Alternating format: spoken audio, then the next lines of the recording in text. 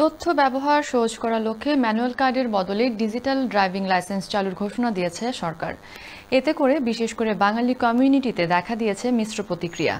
কেউ কেউ এ পদ্ধতিকে স্বাগত জানিয়েছেন, আর কেউ বলছেন বয়স্ক গাড়ি চালকরা ডিজিটাল পদ্ধতির সাথে তেমন পরিচিত নন।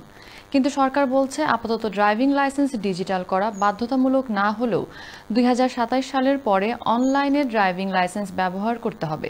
বিস্তারিত জানাচ্ছে সিনিয়র রিপোর্টার রেজাল করিম মৃধা।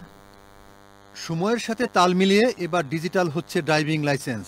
সরকারি তথ্য অনুযায়ী ২০২৪ সালে যুক্তরাজ্যের ১৯,৪৫,২২৫ জন কার ড্রাইভার পূর্ণ ড্রাইভিং লাইসেন্স পায়। টেস্টে পাশের হার ছিল ৪৮%। কারসহ বিভিন্ন গাড়ি চালকদের আইডি ব্যবস্থা সহজ করতে একটি অ্যাপের মাধ্যমে অনলাইনে রাখা হবে ড্রাইভিং লাইসেন্স। এই পদ্ধতিকে স্বাগত জানালেন ব্রিটিশ বাংলাদেশি মিনিক্যাব ড্রাইভার অ্যাসোসিয়েশনের সাধারণ সম্পাদক।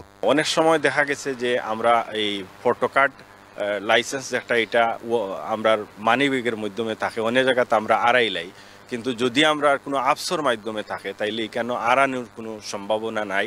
এখানে তাকিয়া আমরা যে কোনো জায়গাতে অফিসিয়ালি আমরা ইউজ করতাম পারবো। অনলাইনে ব্যাংকিং অ্যাপের মতোই সুরক্ষিত থাকবে ড্রাইভিং লাইসেন্স অ্যাপ। কেবল লাইসেন্সের প্রকৃত মালিক তা ব্যবহার করতে পারবেন। তবে বয়স্ক ড্রাইভারদের জন্য নতুন পদ্ধতি কতটুকু সহজ হবে তা নিয়ে প্রশ্ন দেখা দিয়েছে। কারণ বয়স্কদের অনেকেই ডিজিটাল পদ্ধতিতে অভ্যস্ত নয়। আপাতত লাইসেন্স অনলাইনে ব্যবহার করার পদ্ধতি বাধ্যতামূলক করা না হলেও ২০২৭ সালের পর সব ড্রাইভিং লাইসেন্স ডিজিটাল হয়ে যাবে।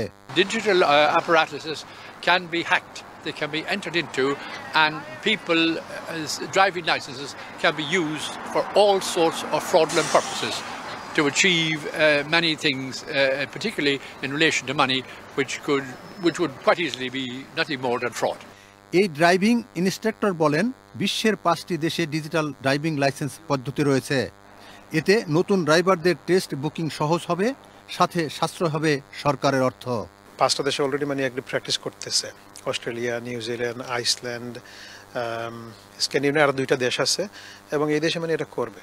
এটাকে বলে পেপারলেস ডিজিটাল ড্রাইভিং লাইসেন্সের ব্যাপারে যেটা গভর্নমেন্ট যা বলতেছে, এস্টিমেটেড করা যাচ্ছে যে দে উইল সেভ, শুধু এই ব্যাপারে না, কয়েকটা ব্যাপারে, যে 45 বিলিয়ন পাউন্ড সেভ করতে পারবে এখানে।